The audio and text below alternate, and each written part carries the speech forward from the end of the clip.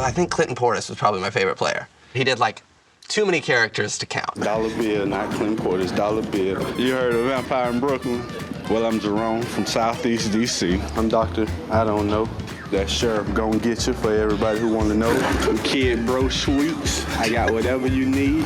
I got these sweets right here. Watching the Redskins back then wasn't the easiest thing in the world. Reverend gonna change, and things are gonna change around here, you know. So watching him have such good spirits and be like a silly character off screen made it so easy. I done picked my game up. I done got my name up, and my reputation is great around here. You can join the team if you know what I mean. Let's go, boys. Let's go. I got this thing right here. You want to check it out? Clinton was different. Like, that was before I really knew, like, I didn't know all the ins and outs of the NFL. Looking back and looking at the type of character and player and person Clinton Portis is, he hit it out the park. I didn't get my hairstyle today. I actually stuck my hand in the socket this morning. This is the way it turned out. He's like committing 100%. I know actors that do that for a job that cannot commit 100% like he can. I would like to pronounce that Southeast Jerome died late Sunday night. And he won't be with us any longer, so you guys were the first to hear it. That it don't matter who we play. They just happen to be the team that's in the way. Now, what did we say when we travel? We are the traveling ass-kicking show. We are from New York. We travel around the country. We travel the world. You travel everywhere.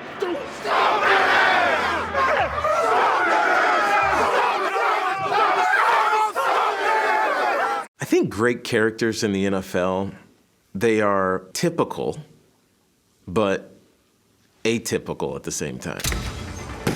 Typical in that when game time happens, you are 100% dialed in. The game is won right here in this group. And Michael Strahan, come game time, he snapped in like nobody would believe. Believe it, and it will happen. I refuse to let any one of you down. He was atypical because he was the jokester at the same time. I don't know what happened, but I'm screaming. And he has a big smile and gap in his teeth, and he didn't care. Ma, I need some more chunky soup. Woo! Welcome home, baby. It wasn't a work, it was love. The fun was to be had. Even though it was serious, you didn't have to be out there with a scowl on your face. We're gonna go home with a smile on our face, have a nice party on the way back. Michael and I started doing appearances together in 1995 at like synagogues in Long Island to a group of like 80-year-olds so we could start getting used to like public speaking. Dead serious. And I'm Jewish, I was struggling there. Michael took the mic and he just slayed it. Shout the NFL off DSF. And you like the German in me. What does Michael Strahan not do well? He does a bad job of picking up the check at dinner. Please use that. Boy, this game is a long, long game, man. People ask me who are the most memorable people I've ever covered, and I've been doing this for like 50 years. I always have to say, Tim Rossovich has got to be in there, because I've never met anybody quite like him. Tim Rossovich, a modern middle linebacker on the rise, a man who makes people laugh, a thin and gentle person who makes candles on the beach. Timmy at heart was a clown. Good-natured, want to entertain people, make people laugh. Nothing was too outrageous for Timmy to try. When he was in college, they had a contest where the guys took thumbtacks and stuck them in the bottoms of their feet. Timmy got up to 20 thumbtacks and then jumped off his bunk bed onto the floor. Won it hands down. Some people probably do look on me as a clown, and that's not bad because I consider clowns good. They make people laugh and make people happy. When he got to Philadelphia, he sort of took it to another level. That's when he started setting himself on fire. In terms of what he accomplished on the field, forgettable. But as a personality, totally unforgettable. I'm making myself happy, and if I make other people happy, then that's great.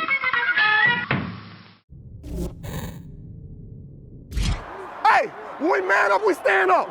When we man up, we stand up. I love Sherman. I love Sherman. Now, Sherman's a 4.0, okay? He's a speech 4.0. They suck, so I don't need it. We have a game plan. It's gonna be a blowout. Y'all thought this was a matchup. Mismatch. You're sorry. That's a waste of my time. You suck. You play for a team that sucks. You're not strong enough. You need to lift a little more. You don't graduate summa cum laude from Stanford and not know some choice words, not know how to run some sentences together to really destroy another player mentally. Your weak ass, get your weak ass off the field. Get your weak ass off the field. Get your weak ass off the field. He's just a funny guy, man. You don't know what he's gonna say, what he's gonna do. The Seahawks intercept in the end zone. Richard Sherman tips it. We're going to the Super Bowl. Believe me, he was being a gent. He was being a gent. It wasn't his fault. You know it wasn't his fault. It was Crabtree's fault. Well, I'm the best corner in the game. When you try me with a sorry receiver like Crabtree, that's the result you're gonna get. But you really never know what type of person you're gonna get with him. It's too easy. He is so great. I'm the best. I'm the best. What a guy. Lombardi Leviosa. He done finished the game. Ice up, son. Ice up. Man, Steve Smith, man, he's the most competitive dude I've seen on the field and watched. Steve Smith don't play around, man. He takes it to the heart. Try me if you want to. You'll go broke. He's one of those guys that came into the league and he was told so often that he couldn't do it. You can tell me I'm sorry. You can tell me I'm slow. You can't tell that guy that he can't do anything. But I wear these shirts, I wear these shirts. Fearlessness. The fact that he was kind of a little guy among bigger guys didn't faze him in the least. You don't think I'm one of the best? You better check your reference. If you're going against Steve Smith, you're going to hear about it. If you see this face, that means I score. I'm about to destroy 41-27. He ain't show up. I need to dock him pay. Catches it, breaks away, unbelievable touchdown, Carolina Panthers. Steve Smith just changed the diaper on the football in the end zone. He's tied away. Stinky diaper. Now, I'm saying this jokingly, tongue-in-cheek, defensive players are dumb as doorknobs. Honestly, I want your mom to be pissed off when she see on SportsCenter and I'm doing her son like dirt. I think you have to have a little bit of healthy arrogance to play that game, for sure. And a bit of a mean streak. If you see this face again, that means I scored again. He's going to talk about it. He's going to let you know. This is a nail hitting him in a coffin. You're dead. That's who Steve is, a fierce competitor, man, and, I'm happy to call him one of my brothers. Take your ass back to Carolina. Make sure you mow my lawn, too, while you're out there. Keep it clean for me. One character stands out on the Detroit Lions. His name was Alex Karras. One day in Detroit, I went down to the locker room and I angered the big fella. His head shot up, and it was strictly, "Get the F out of here." And he actually took a step toward me, and I was on the move. Those were the days, man. I don't know, they got this idea that I was this ruffian, this rough, tough character, and I played that role because when you get dubbed that role, you might as well play that role. New York Jets keep rolling along. Isn't that terrific? He always was talking even to the coaches about what he's going to do when he leaves playing ball. When you get your own teammates to go into the movies, you're going to watch. In my office, I have pictures of two head coaches, Vince Lombardi and Abe Gibron. Lombardi, because to me, he's the ultimate coach.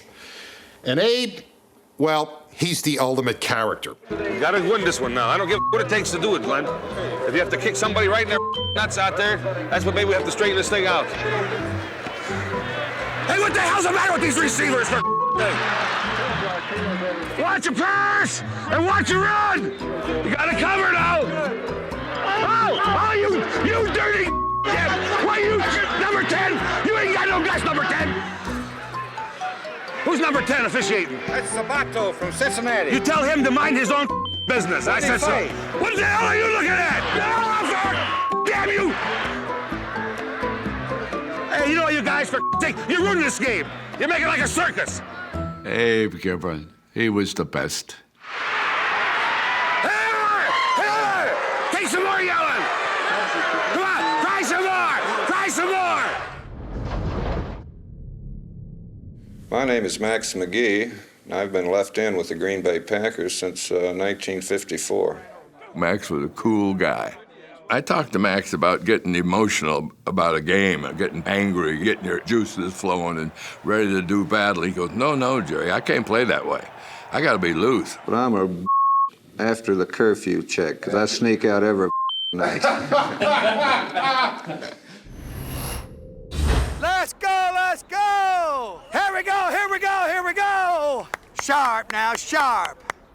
Like a well-oiled machine. When you say character, what made him a great character is he was a character. If you're gonna talk the talk, you gotta walk the walk! He was always somebody that wanted to grab your attention. We said we're gonna win it in the fourth quarter, and we won it in the fourth quarter!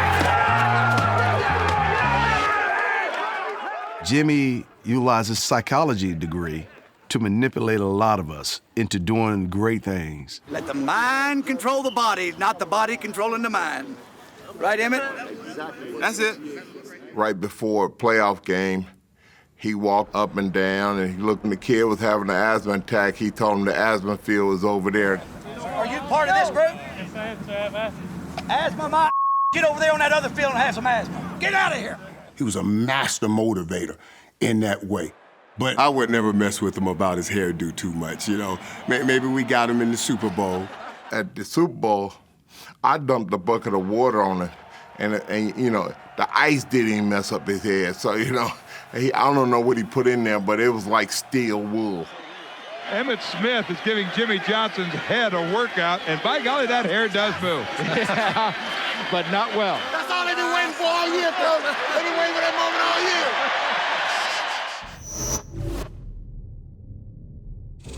Roll 6. Roll 7.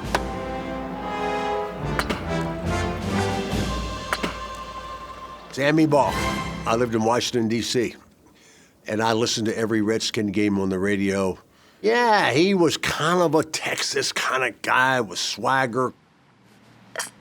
He was one tough dude. Every time he throws the football, completes a pass, gains a yard, scores a touchdown, Baugh sets a world record. You've got to feel like you're the best son of a that's out there. If I want to walk out in the yard and take a leak, I'll walk out in the yard and take a leak. Didn't really want to be in Washington, wanted to be back in Texas. He's a cowboy. Everybody said the greatest quarterback of that time was Sammy Baugh. One ball game, they'll make more money than I made in 16 years. And that did surprise me because I never thought about it, see. But that's right, they do. Does that bother you? No, it doesn't bother me. I can't do a thing about it.